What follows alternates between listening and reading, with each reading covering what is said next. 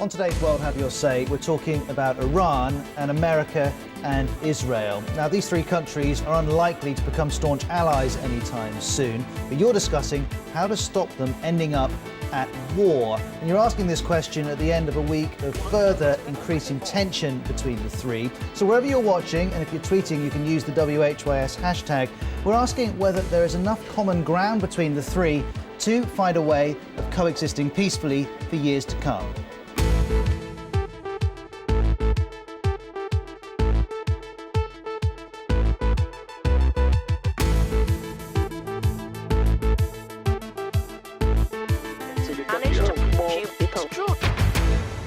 And if you tweet as you watch, we're using the WHYS and Iran hashtags. You can also get me at BBC Ros Atkins. Now, we'll meet our first three guests, an Iranian, an Israeli and an American, in a moment. First, though, we're going to look at the latest from the BBC newsroom, and we'll start with a story which has been developing in the past few minutes. The second son of Queen Beatrix of the Netherlands is reported to have been buried in an avalanche. The mayor of the Austrian ski resort Lech said Johan Friso van Oranje Nassau was rescued from the snow and airlifted to hospital, where he remains in a critical condition.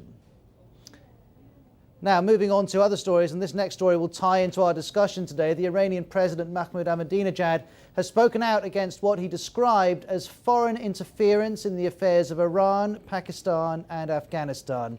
Mr. Ahmadinejad made his comments at the end of a summit in Islamabad in which the presidents of the three countries discussed security, smuggling and trade.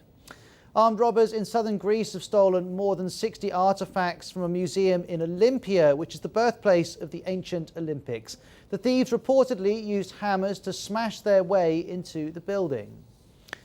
Britain and France have signed new agreements to boost cooperation on defence and nuclear energy. The deals involve the joint development of pilotless craft, creating a joint command and control centre, and building a new generation of nuclear power plants in Britain. And the German President, Christian Wulff, has announced his resignation. That's a day after prosecutors asked Parliament to strip him of his immunity amid a loan scandal. Mr. Wulff said confidence in him had been damaged over the past few weeks, but he added he'd always acted honestly.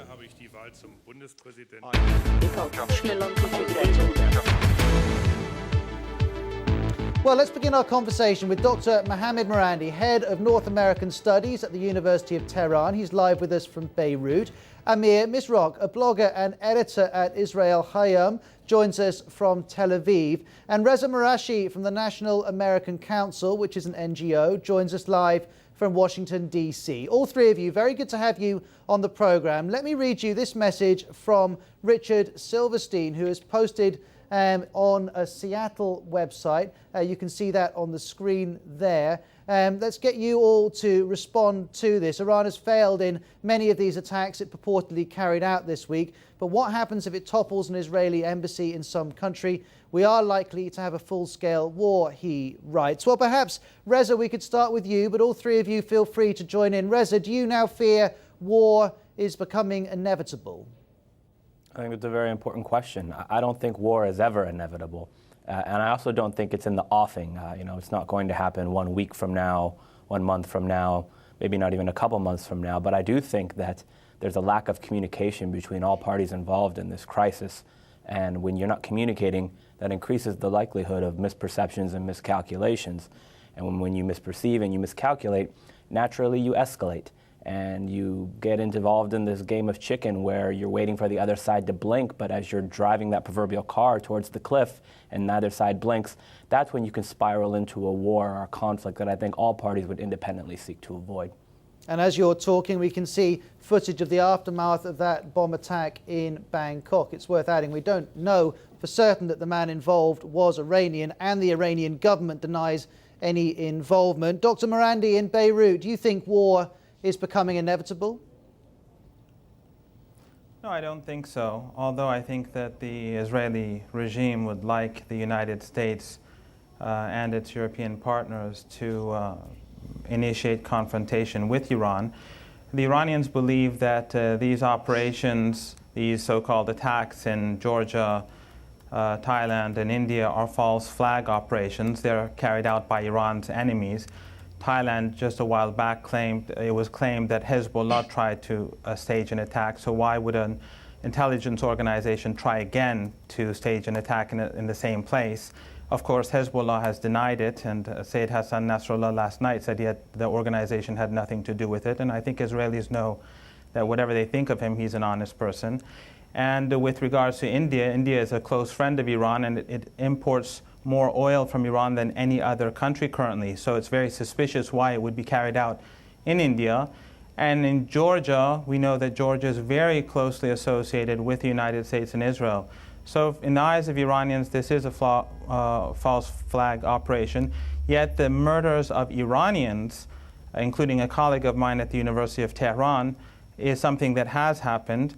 And the Israeli chief of staff has said we should be waiting for unnatural events to take place in Iran. So that was a direct threat to Iranians. And subsequently, a 32-year-old scientist with a 4-year-old son or child was murdered. Amir, what's your view?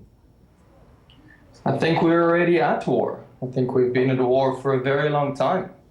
I think that people are blowing up all over the world. Bombs are going off. People are dying.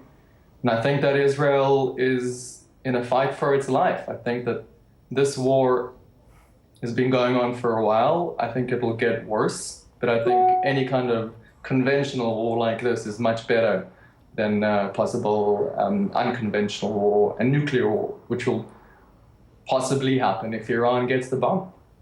And all three of you, I should tell you, here at the BBC, we get many emails from people on both sides of this divide worrying that a full-blown war could break out. What do you think is the best chance of that not happening? Maybe Reza, you could lead us off. Sure. Well, I think right now we're trapped in this paradigm of conflict management, and we need to shift that paradigm towards conflict resolution, because the further down this path we go, where very real and very understandable psychological fears amongst the Israeli people, the Iranian people, and the American people continue to devolve towards this, it's not inevitable, but this feeling of, well, what else could we possibly do besides go to war? I think that ends up causing governments to be controlled by the conflict dynamic rather than the conflict dynamic, or rather than the governments controlling the conflict dynamic. So the conflict dynamic takes over, and again, parties get involved in situations that they would otherwise independently seek to avoid. So establishing channels of communication to diffuse the crisis, to better understand one another, and to allay very real psychological concerns and fears for all parties is the best way to diffuse the crisis and head down the path of peace. Amir? I don't think that the Iranian people have a voice in what's going on with their leadership and with Iran. We saw what happened there in 2009. I think that a war is coming. I think that it's already started. Unfortunate, war is hell, but I think that nuclear war is worse. Dr. Morandi?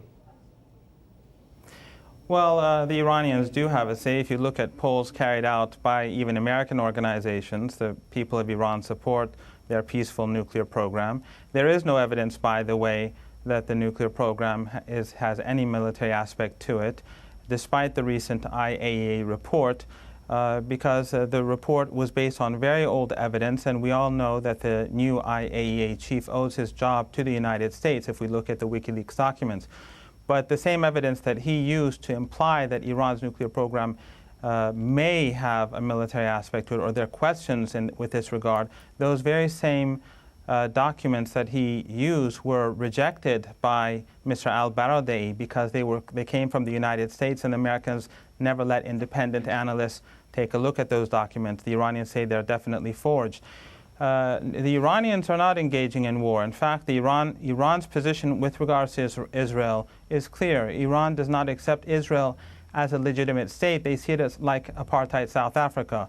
And when Iran says Israel should cease to exist, it is merely a political entity that must cease to exist in the eyes of the Iranians.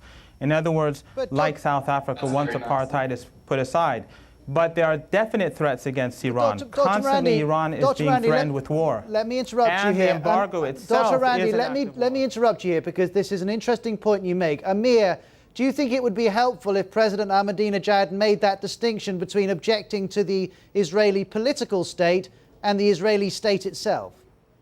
No, I don't think so. I also don't think that that's what he thinks. And I don't really think it's that important what he thinks. He's not the one controlling events in Iran. The Ayatollah Khamenei is.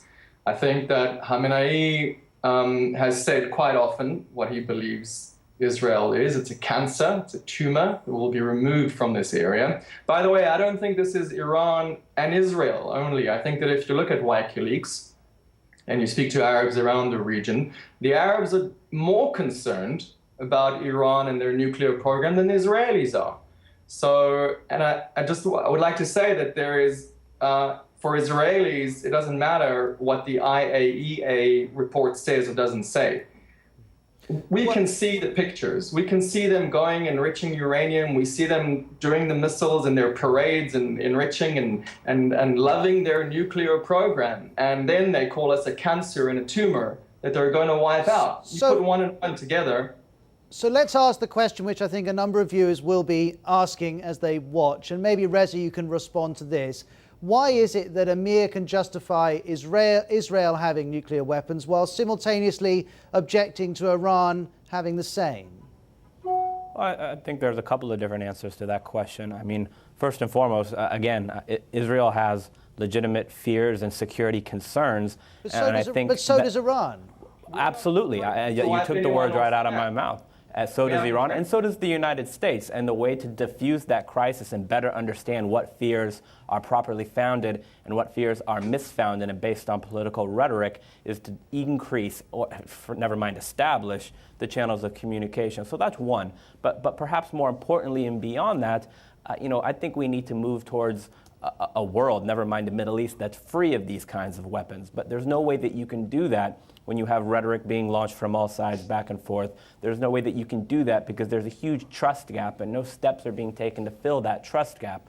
This kind of dialogue and diplomacy happens all over the world, but in this particular part of the world, politicians who benefit from isolating their countries from one another, and they trap themselves in this paradigm. And again, when the politics take over, bad things can happen. So I think everybody needs to take a step back here and try and figure out, all right, what fears are founded, what fears aren't, and how can we move forward towards something more peaceful? So, Reza, you say everyone should take a step back, think about how they should move forward, and I suppose that's the question we're asking all of you watching us here on BBC World News at the moment. Do you believe that some common ground can be found between Israel and Iran? Clearly, they're not going to be close allies anytime soon, but is there enough common ground to avoid war? You've seen the number on the screen, country code 44 2070 83 72 72. You're also welcome to call us on Skype if you'd like. Our address is BBC_WHYS.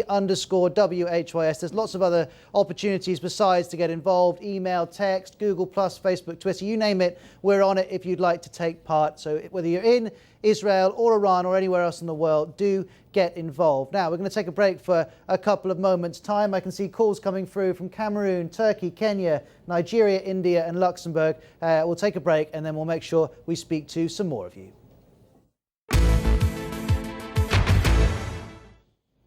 Let's go across now to Jill McGivering, who's with the World Have Your Say team, where all of your calls are being answered. Jill, what have you got for us? The team just taking calls at the moment from people in Tanzania and Benin. Quite an even split in the comments so far coming in. A lot of people are sympathetic to Iran, picking up on some of the issues we heard there in the beginning of the discussion, talking, for example, about accusing the West and the United States in particular of, to an extent, provoking Iran. Some people saying they have every right to develop a nuclear program, for example, and some people saying they feel there's a certain amount of double standards going on. One or two people mentioning Israel's nuclear ambitions, for example, as well. White Sun in Zambia says, the thing is, why is the USA always involved in such issues? I think they're the ones who provoke Iran. But that said, a lot of people as well who, like one of your contributors, very anxious about whether or not this could actually lead to war, with some people really concerned about this rise in tensions we've seen, particularly this week. And some people seeing this as a political tactic involving Iran's leaders. Thank you. Let me jump in there because we're just going to wrap up for a moment.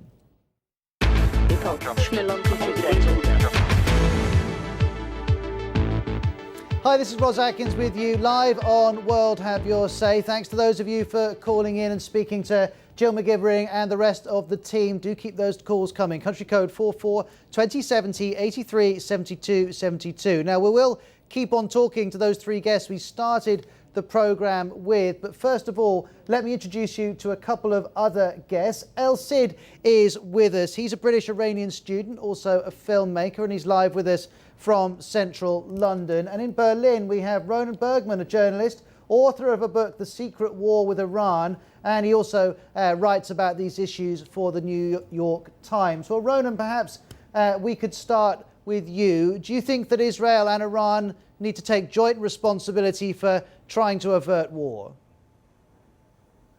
I think that all persons, like in a beauty contest, when the ultimate wish of every contester is to bring peace to the world, and I think that everyone should do whatever he can to prevent war.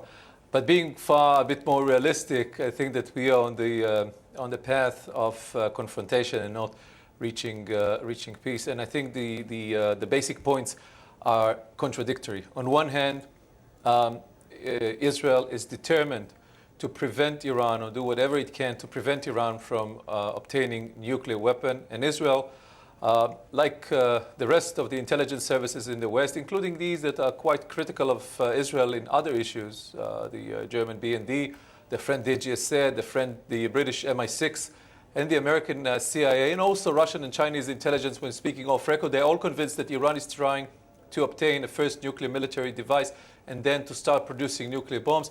And Israel is determined to prevent this. On the other hand, Iran, as it seems, even under these harsh sanctions, is determined not to give the West what it wants, not to open its sites to full scrutiny by the IAEA. And if this continues, if the Iranian regime does not rethink the whole project or come to believe that there is a significant price tag to the continuation of the project, then we will indeed, during 212, I believe, see a confrontation between the two sides. You're talking about the price tag. Let me pull up this quote from Van Krefeld, an Israeli author, who writes, "Iran is not going to commit suicide by dropping the bomb or even threatening to drop the bomb on us." I mean, El Cid, there are two different narratives, aren't there? One says if Iran carries on with this nuclear program, it will commit suicide or at least create war. Others say it'll keep it safer. Where do you think you stand? Well, what I would say is that the regime in Iran, especially the rule of Ayatollah Khamenei, is very much, his success is based on antagonism by the outside. If you look at the entire history of the regime, it has been far more brutal towards its own population than it has to the outside, to the region in particular. So, I mean, when we talk about a suicide, that is exactly what it would be, because the only way the regime can sustain itself is to, gain power through threats, whether they be from Iraq, Afghanistan with US bases, Saudi Arabia, Israel. So I think really it's a vicious circle. The more the sanctions and the issues of threats are issued towards Iran, the more powerful the regime of Khamenei becomes, because then it can consolidate its power and say to the population at large that, look, here we go, we are not your enemy, the outside world is your enemy. I think that's how the Iranian regime likes to function. Well, as you're talking, I can see that we're getting calls from a number of countries, including Iran, calls from Canada, UAE, Sweden, Norway, United States, Oman, Sri Lanka and South Africa. And we're going to try and get back to several of them, especially the callers from Iran. We've also got this email from Iran, from Mitra in Hamadan, who has got in touch with the BBC to say Iran must have nuclear power for civilian use and even the weapon as a deterrence. Same goes for Israel. Iran is surrounded by hostile Western troops. No matter how much Iranians dislike the regime, they see the West as a bigger threat. And Reza, what about that? Isn't that a reasonable position, that you acknowledge Israel needs these weapons, but you also acknowledge Iran needs them? Well, I mean, that's certainly one point of view. I take a little bit of a different approach, which is nobody should have these weapons because they've been used once in the history of the world and they've proved to be... That's all very well, but you know that the Israelis aren't going to get rid of their arsenal. They won't even acknowledge they've got it at the moment. Yeah, that's true. They won't acknowledge that they have it. The likelihood is they won't get rid of it. But if we resign ourselves to the status quo, then there's no way to make progress. Anytime you look at diplomatic advances and diplomatic success over the course of the world's history, usually it takes months, if not years, to make progress, and things look bleak until you make a breakthrough. So I'm of the opinion that you can never say never, and moving towards that path where we can get to the point where we want to be, where nobody's feeling like they're under threat, whether it's Israelis, Iranians, or anyone in between, is what we should be focusing on. If we resign ourselves to the fact that the Iranians are pursuing a bomb, which, by the way, the director of national intelligence yesterday in front of Congress said is not exactly true. He said they seek the capability. They haven't made the political decision on whether or not to pursue weaponization. And American officials have been clear several times over they don't believe at the moment Iran can do this. It is about inclination. But Ronan, let me bring you in to talk with Reza. Do you think he's overly optimistic to think that diplomacy can resolve this one? First, may I correct you and say that American officials have made it quite clear that, including the Secretary of Defense, Leon Panetta, who just declared that Iran is only 1 year away from assembling a first nuclear atomic device. I think that on the facts, on where is the current advancement of the Iranian nuclear project, most intelligence services agree. And of course, the debate between, for example, the United States and Israel is on what to do with that. Should Israel align with the United States when it requests Israel not to go for an overt aerial attack? Or should it take the initiative, upset the international community that is trying to work politically and with the help of the sanctions against Iran, and strike by its own? I think that we have come to a point after 15 years of the West trying to deal with the so-called Iranian nuclear challenge that only a very strict political solution. For example, if Iran gives full answer to all the open questions posed by the IAEA and open its sites to full scrutiny, will solve this crisis. Okay, if this so doesn't happen, because Israel. Sorry to interrupt you, but you're suggesting inspection is the way forward. Zaghi in Singapore is watching us, tweeting using the WHYS hashtag, suggesting inspectors should be allowed into both countries' nuclear facilities. Would that work for you? Well, I'm not representing the state of Israel, and I understand that once you have an Israeli on your show, it's... I'm not suggesting you are. I'm just wondering, you've examined this issue in detail. I'm just wondering if one way might be to say, OK, we'll treat Iran this way, but we'll also inspect what Israel has got.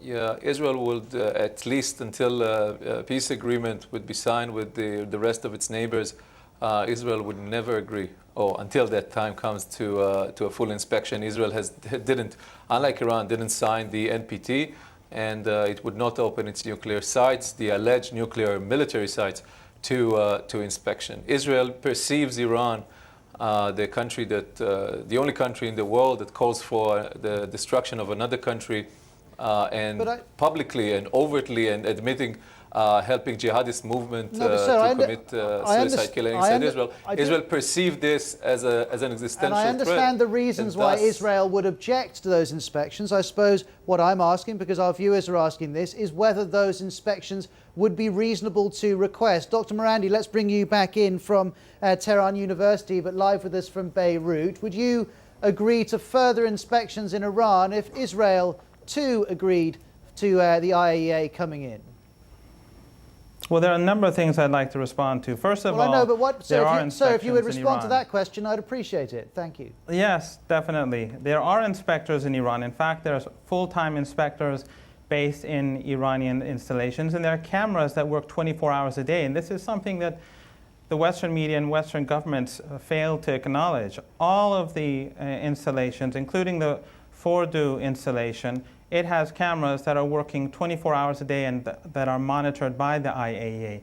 I'd also like to add that it is completely untrue that the Chinese or the Russians have ever said that at any point they believe Iran is pursuing nuclear weapons. Another point that I'd like to raise is that the Islamic Republic of Iran, if you again look at polls carried out by, for example, the University of Maryland, it shows the vast majority of the Iranian population believe in the legitimacy of the state, and they support the state.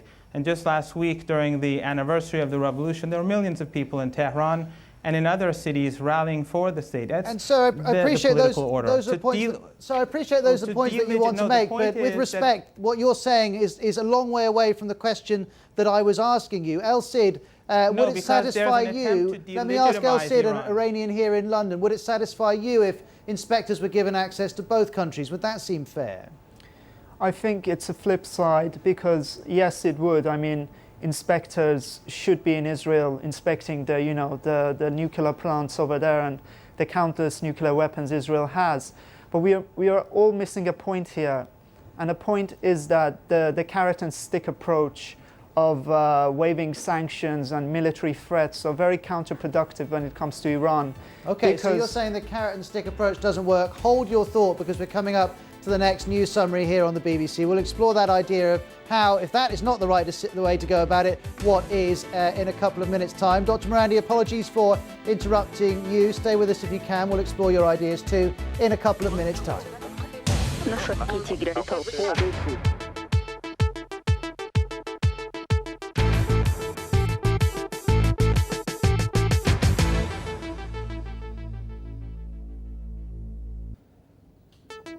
Well, on today's World Have Your Say, we're discussing the ever more fraught relationship between Iran and Israel and America. And more of you are getting in touch with the BBC saying you believe this is going to end in war. And we're discussing if this is a necessary route out of the current situation, or perhaps you believe enough common ground can be found to keep the peace. Well, we're live here on BBC World News, and with email, Google+, Twitter, Facebook, text and Skype, you've got lots of ways to get involved.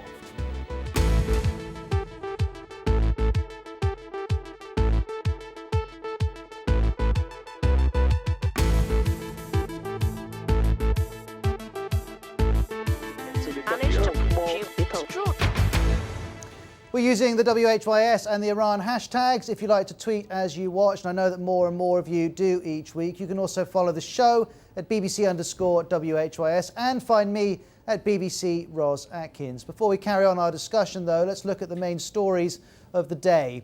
The Iranian President Mahmoud Ahmadinejad has spoken out against what he describes as foreign interference in the affairs of Iran, Pakistan and Afghanistan. Mr. Ahmadinejad made his comments at the end of a summit in Islamabad in which the presidents discussed security, smuggling and trade. The second son of Queen Beatrix of the Netherlands is reported to have been buried in an avalanche. The mayor of the Austrian ski resort Lech said Johan Friso van Oranje Nassau was rescued from the snow and airlifted to hospital where he remains in a critical condition. Armed robbers in southern Greece have stolen more than 60 artefacts from a museum in Olympia. That's the birthplace of the ancient Olympics. The thieves reportedly used hammers to smash their way into the building. Britain and France have signed new agreements to boost cooperation on defence and nuclear energy. The deals involve the joint development of pilotless aircraft, creating a joint command and control centre, and building a new generation of nuclear power plants in Britain.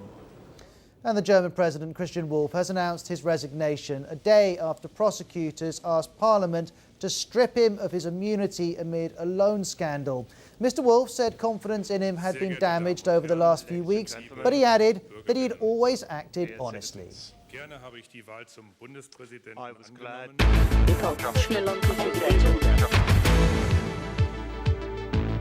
Thank you very much indeed for joining me. The number to call is country code 44 2070 83 72 72. And all being well, we're going to begin in Kabul in Afghanistan, a country where President Ahmadinejad he's been referring to it. He's been in Islamabad, but he's been talking about Afghanistan today. Mohammed, thank you for joining us. You got in touch on Facebook. What is your view of the world's approach to Iran at the moment? Well, Iran, I think, in the past decades have selected this kind of scenario for themselves. They themselves, the current administration of Iran, is actually responsible for this kind of situation. Before 9/11, Iran was irrelevantly interfering in the surrounding countries of the world. They were sending, Mr. Ayatollah Khamenei, he himself actually started a movement of provoking and awareness of the Islamic nations, and he was sending continuously communications and communiques to all the Shia leaders of the countries, just provoking them against their current leaders, giving them the reason that the current leaders and the governors of those countries and the leadership of the country is pro-American and pro-Israelis. Actually, that extremism is now causing this problem. In addition to this, not only this, that the West is against the Iranians' nuclear technology, I think the current Muslim countries and the Islamic countries in the surrounding are also in threat and not in favor of the nuclear technology that's interesting, of Iran, and that was a because point, of their history. and that was a point being made by a guest of ours in Israel a few minutes ago, saying this is not just about America and Israel being concerned, and you were arguing that other neighbors of Iran, beyond the ones who we hear about a lot, such as Israel, are also concerned. Well, good to speak to you. Stay in touch and stay there. And by the way, if you're watching and thinking, well, I'd like to take part, well, anyone is welcome to get in touch through Facebook or email us. And if we can get you on Skype or get you into a BBC studio, then we'll happily do that. Mohammed, thanks for your comments. Let's switch to India, where one of those 3 attacks took place, which the Israelis believe were carried out by the Iranians. Ashwani, you're in Punjab. Tell us your view. We feel that America's attitude towards Iran is overbearing. America is acting like a policeman and a magistrate, and this hurts the self-respect and pride of Iran. And in the recent past, America has frequently been telling the world that this and this country is terrorist, which are countries not towing the American line. America terms that country as terrorist. Earlier, we were told that under Saddam Hussein, Iraq was a terrorist country. There were weapons of mass destruction. And Iraq was invaded. No weapons of mass destruction were ever found. Then it was Libya. Now it's Iran. Instead of imposing sanctions or creating hysteria against Iran, Iran should be brought to the table. And its genuine concerns or aspirations should be addressed to. War is definitely not an option. It will push the oil to upwards of $200. India would be ruined, and a fragile world economy recovery would again go into recession. So you're worried about the economic fallout, whoever's fault it is. But I wonder if we could bring Reza back in from Washington, D.C., because Reza, this point is being made again and again by viewers to BBC World News, that America has really lost its authority to make a stand on this issue after the lack of WMD in Iraq. I think the debacle in Iraq certainly hurt American credibility to a certain extent. But, we have a new president here in the United States now who has been working hard to take a different approach. And I'll be the first to concede that domestic political and international political forces have limited his political will and his political space to be creative and maneuver in the way that he initially intended to, particularly on the Iran issue when he first came into office. But I think his chances for re-election look good, and I think that he's emphasized over and over again, and this is an oftentimes missed point, that he prefers to resolve this issue diplomatically. Now, being the leader of the free world, that's going to require him to take some risks for peace. And I don't think that diplomacy with Iran was truly pursued, but I also think that the Iranian government shares a bit of responsibility in that as well. There's enough blame to go around. So rather than get caught up in this chicken and the egg argument of who did what first, we need to figure out how to make conflict stop and then focus more on a pathway towards resolving conflict. Again, conflict resolution rather than conflict management. Reza, thank you very much indeed. Mariam's watching in Dubai, tweeting us saying Iranians are truly peace-loving people. Mohammed has tweeted saying it would be a huge mistake by Israel and the US to attack Iran. Iran is not Afghanistan or Iraq. I'm curious to know what you mean by that, Mohammed, because we wouldn't necessarily hold up those two as examples of a hugely successful intervention. And Sam tweeting says there's no common ground between Israel and Iran. Iran doesn't even recognize Israel, and both are seeking retaliation in order for them to not look weak. And that's what we're discussing, whether there is, not whether Iran and Israel are going to become close allies anytime soon, more whether there is enough common ground to avoid war. If you're on Facebook, we're at facebook.com/world have your say. You're also welcome to call us on Skype, BBC_WHYS. Now, speaking of Facebook, here's a message from Francis in the UK. I don't approve of the regime in Iran oppressing the people, but we should not isolate Iran. Dialogue is important. Isolation and sanctions are counterproductive, as the people, not the regime, will suffer. And El Cid is one of the guests who is with us. He's a British Iranian. El Cid, I wonder if you would agree with that. Do you think that, yes, the West needs to sit down and talk directly to President Ahmadinejad? You know, the last blogger has actually hit the nail on the head. The majority of Iranians are supportive of Iran's right to nuclear energy. However, most Iranians are not supportive of the regime. And I think the West, the so-called West, is missing an opportunity here.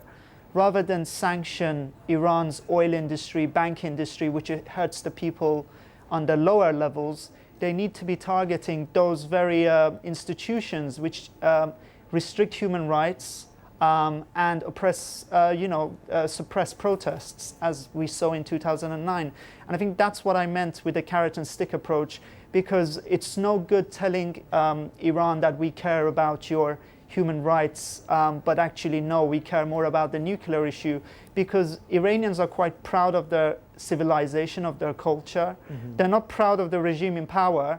I think the West needs to recognize that there's a distinction, and by isolating the Iranian population, it's not winning hearts and minds. And in the long term, that will mean that the regime will become stronger, and invariably it could lead to military action, which will actually guarantee Iran's path towards nuclear and I can see Mohammed in Kabul nodding his agreement. Also, another guest who just left us a couple of minutes ago, Dr. Mohammed Marandi from the University of Tehran. He was with us from Beirut. I interrupted him because he was veering way off the subject which I had asked him about, but he was very keen before he went, because he had to go, to make the point that sanctions are intended to stop rice and wheat getting into this country, and that, he says, is entirely unfair on all Iranians. Let's bring in Larry Durfner to talk about this. He's a blogger for 972 magazine and is live with us from Jerusalem. Larry, thanks for your time. Do you share the concerns of Dr. Marandi that the sanctions are punishing the wrong people, if indeed they should be punishing anyone? I don't know enough about the sanctions to say who they're punishing. If they are punishing the public at large, then I think it's a bad idea. I think if that's what's happening, I think it's a bad idea. I don't think it's going to weaken the regime. I don't think it's going to get them off their course toward nuclear weapons. I think it's going to anger the public at the West for imposing those sanctions. And I think it's probably going, I would imagine, I don't know, I'm not in Iran, I don't know, but I would imagine that the public, or at least a large part of the public, would begin to, if they're angry at the West, and the West's target is the regime, then they would tend to side with the regime. It would seem that it might solidify support for the regime. So if you don't favor sanctions, what do you favor? If I what, excuse me? If you don't favor sanctions in terms of making your country of Israel safer, what would be the best approach?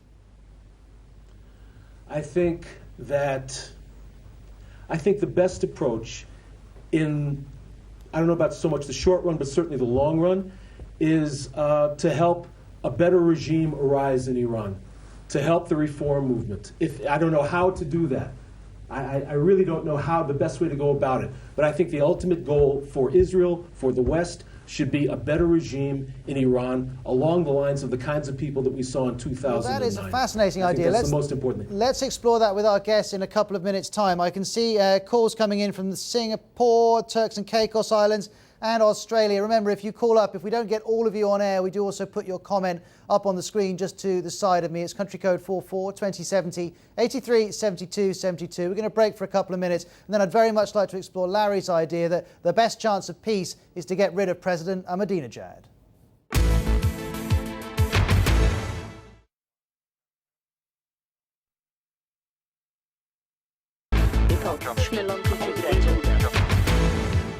This is Ros Atkins with you on World Have Your Say. We're talking about the relationship between Iran and Israel and if war can be avoided. Shiraz in Iran, posting on our Facebook page, is in bullish mood, saying, God gave us the world to use its resources. What else can we use uranium for? And I know that we've had calls from a great many countries in the last hour. Let's shift straight across to the World Have Your Say newsroom, where Jill McGivering is joining us from. Jill, what are the latest calls saying?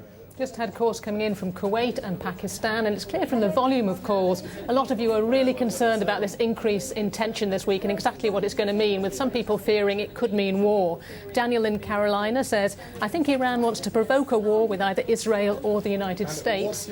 Not everyone agrees with that. Quite a lot of callers are sympathetic to Iran, saying it's the West and especially the US that's provoking them and making things worse.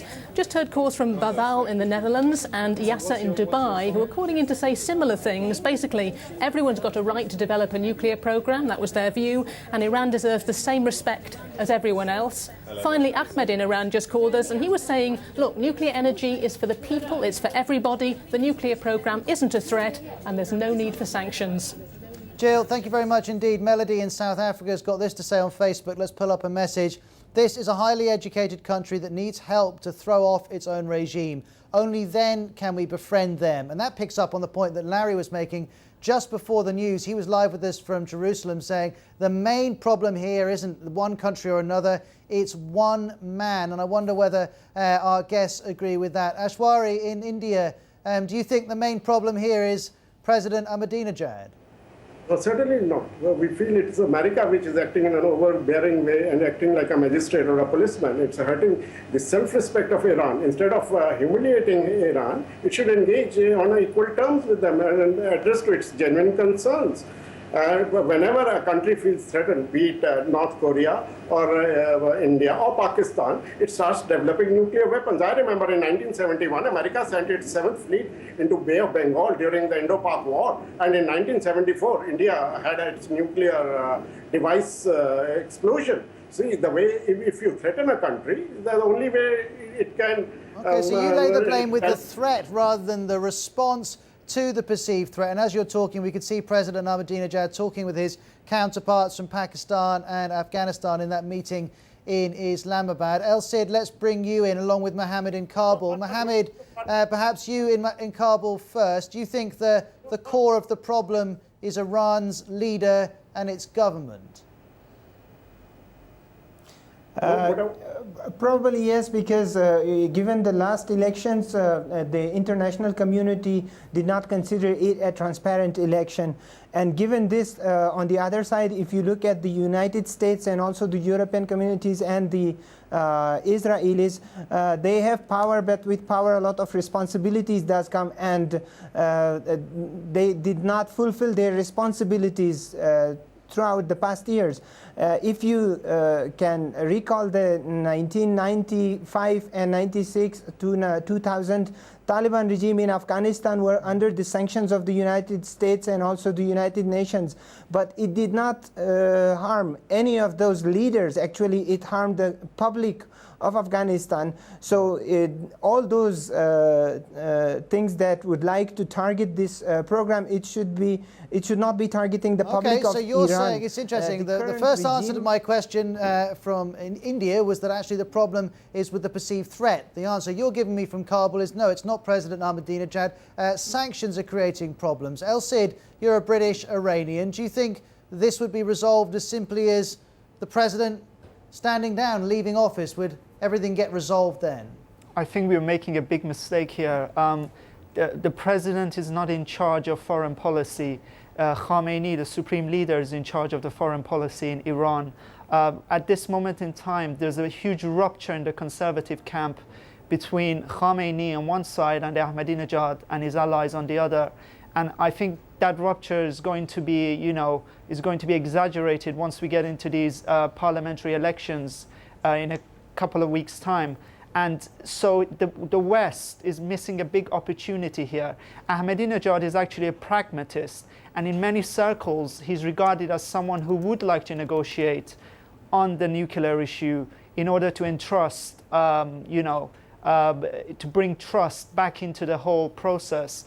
And I think most of the rhetoric is either coming from the Israeli side, who really do want to see a confrontation with Iran, and at the other side, Khamenei, who really wants to see a confrontation. Why? Because it establishes his power base and it consolidates his power. Okay, so that's interesting. 3 different ways of saying, no, the problem isn't President Ahmadinejad. I know there's some others of you watching who think that he very much is the issue. Vera in Bangkok has just called us on Skype. BBC_WHYS is the address. Who gave the right to the US to have nuclear weapons? It's not the only country to be able to use them. And John in Oman highlights the world economic crisis. He says, with that going on, no one wants war, and the politicians will understand that. We'll have to see if that is true. Thank you very much for all of your contributions. It's been fascinating listening to you talk.